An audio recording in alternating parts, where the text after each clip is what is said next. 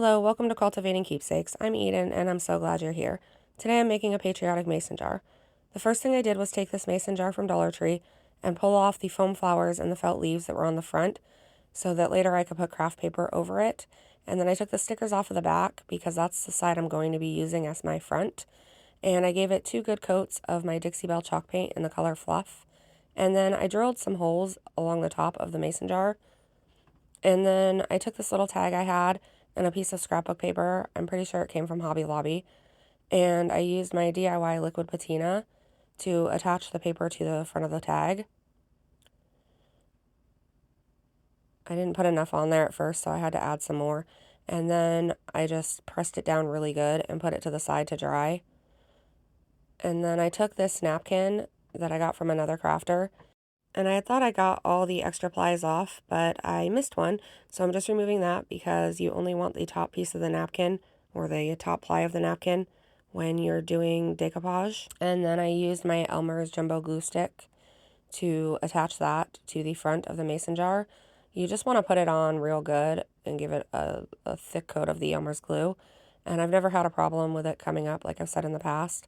And I like it better, especially for napkins, because it doesn't wrinkle.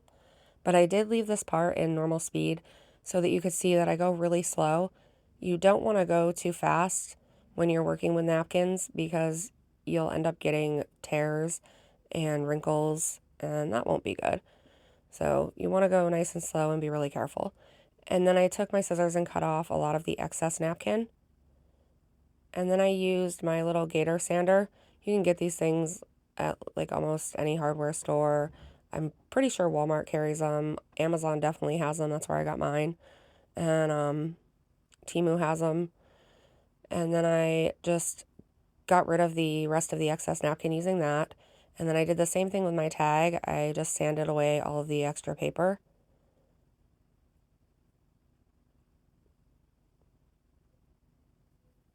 And next I took my scissors and poked back the hole through the tag so that we could attach it later. And then I took my Chalk Teak dark wax. You can use any dark wax, it really doesn't matter. And I went along the edges of the tag and the mason jar. I did go slightly over the front of the mason jar, but I really wanted to keep the whiteness in this project. So it was barely anything on my brush when I did that. And then I took these numbers that I got from Temu, and I just took out the ones to make 1776, and I covered those with my dark wax as well. And then I used my hot glue to attach them to the front of the tag.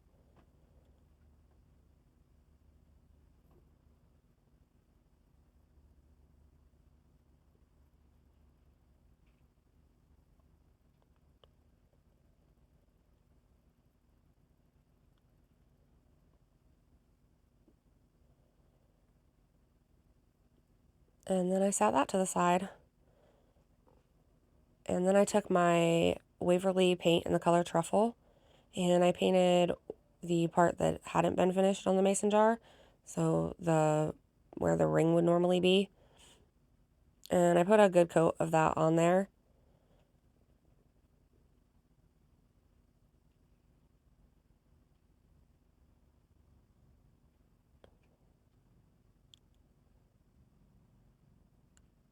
And then I took some cinnamon. You can use any brand of cinnamon, it doesn't matter. And I dumped that out on the tray, and then I just kind of dipped my mason jar in it. And then if I missed some spots, I just took my fingers and added it and pushed it down a little to give it a rusted look. And then I took it outside and sprayed it with my Rust-Oleum matte 2-time spray sealer.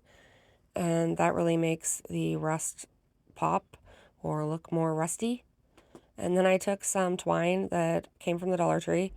I got it from the nautical section, I think, but I use it all the time for my patriotic crafts. And I wrapped it around the top of the mason jar a couple times and then just turned it over and did a simple bunny ear bow. It did not work out the first time, so I had to pull that and then do it again. But second time it came out great, so it works.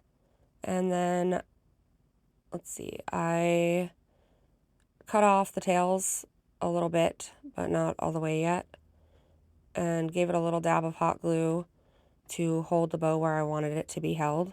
Oh wait, I guess I didn't cut off the tails at first. So I threaded the tag onto one of the tails, and then I just tied it on there, and I had the tail kind of still coming down the back part of the tag. And then I cut off the excess tails just to where I wanted them, and that's preference. You can make your tails as long or as short as you like. And then I had something stuck on the front of my mason jar in the cinnamon, so I got that off. And then that's how it was looking. And then it was time to add the flowers. So later on, I do end up coffee staining these flowers because I thought they were just too bright. I think that the flowers came from Joann's, but I'm not 100% sure. I think that's the Joann's brand. But anyways, I just took my red and white flowers and I cut them pretty short and I added them into the holes that we had put in the top of the mason jar. And then that was it. The patriotic mason jar was complete. I hope you like it. You'll have to let me know what you think down in the comments. I would also love it if you would subscribe or follow or both. It really does help me, and I appreciate each and every one of you. Have a great day. Bye!